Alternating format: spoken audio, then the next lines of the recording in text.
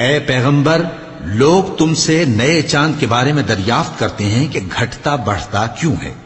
کہہ دو کہ وہ لوگوں کے کاموں کی میعادیں اور حج کے وقت معلوم ہونے کا ذریعہ ہے، اور نیکی اس بات میں نہیں کہ احرام کی حالت میں گھروں میں ان کے پچھواڑے کی طرف سے آؤ، بلکہ نیکوکار وہ ہے جو پرہیزگار ہو، اور گھروں میں ان کے دروازوں سے آیا کرو، اور اللہ سے ڈرتے رہو تاکہ کامیاب ہو جاؤ۔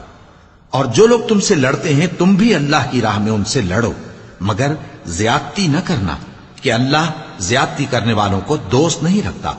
اور ان کو جہاں پاؤ قتل کر دو، اور جہاں سے انہوں نے تم کو نکالا ہے یعنی مکے سے، وہاں سے تم بھی ان کو نکال دو۔